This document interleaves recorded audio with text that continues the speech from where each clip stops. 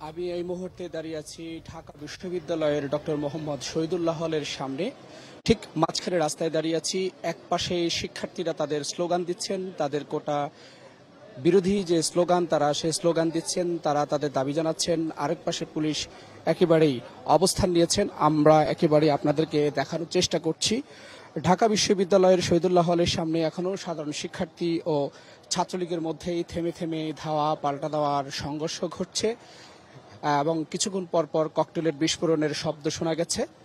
Police কিছুক্ষণের মধ্যেই যখন ঢাকা বিশ্ববিদ্যালয়ের ডক্টর মোহাম্মদ শহীদুল্লাহ হলের সামনে এসে উপস্থিত হন, তাদের প্রস্তুতি নেন, তখনই আসলে এই ধাওয়া পাল্টা দেওয়া সেটি কিছুটা থেমে গেছে। তবে পরিস্থিতি এখনো থমথমে রয়েছে।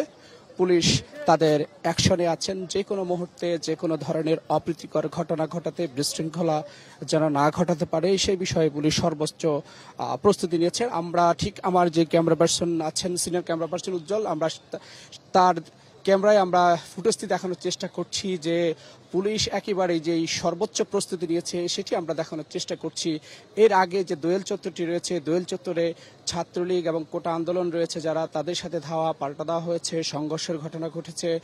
এর আগে দুপুর 3টায় বিজয় হল 71-এর সামনে ছাত্রলীগের সাথে কোটা আন্দোলনকারীদের দফায় দফায় সংঘর্ষ হয়েছে। সেখানে বেশ কয়েকজন আহত হয়েছে এবং তারা স্লোগান দিচ্ছেন তাদের ভাই কেন আহত হয়েছে, তারা যৌক্তিক দাবি করছেন, তাদের সেই দাবিতে অনাকাঙ্ক্ষিত হামলা করেছে এবং এই হামলা মামলা ভয় ভীতি দেখিয়ে তাদেরকে দমানো যাবে না। তারা যে যৌক্তিক আন্দোলন করছেন, তারা যে যৌক্তিক দাবি তুলে ধরছেন সেটি তারা করতেই থাকবেন এবং তারা প্রধানমন্ত্রী শেখ হাসিনার যে বক্তব্য দিয়েছেন তার বক্তব্য প্রত্যাহার চাচ্ছেন এবং কোটার যৌক্তিক সংস্কার তারা চাচ্ছেন। আমি এই মুহূর্তে আপনাদেরকে শহীদুল্লাহ হলের সামনে যে দৃশ্যটি সেটি আপনাদেরকে দেখানোর চেষ্টা করছি। একেবারে শিক্ষার্থীরা তাদের যেই দাবি তারা সেটি স্লোগান দিচ্ছেন। বিশ্ববিদ্যালয়ের প্রক্টর প্রশাসন তারা তাদেরকে বোঝানোর চেষ্টা করছেন যাতে কোনো ধরনের অপ্রীতিকর ঘটনা না ঘটে।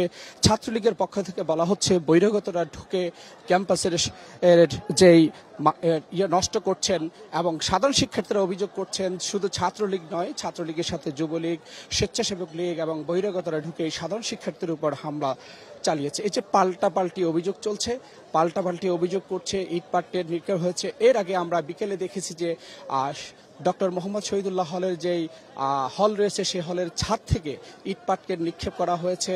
বেশ কয়েকজন আহত হয়েছে, কয়েকজনের মাথা ফেটেছে। আমরা সেটি দেখানোর চেষ্টা করেছি এবং তাদের সাথে আহত যে যারা হয়েছে তাদের সাথে কথা বলার চেষ্টা করেছি। তারা বারবার ফয়েজ, আপনাকে অসংখ্য ধন্যবাদ। আমরা পরবর্তীতে আবারও আপনার কাছে আসবো সর্বশেষ খবর জানতে। দর্শক, ঢাকা বিশ্ববিদ্যালয় শহীদুল্লাহ হলের সামনে থেকে সেখানকার সর্বশেষ খবর জানাচ্ছিলেন আমাদের সিনিয়র রিপোর্টার এস এম ফয়েজ।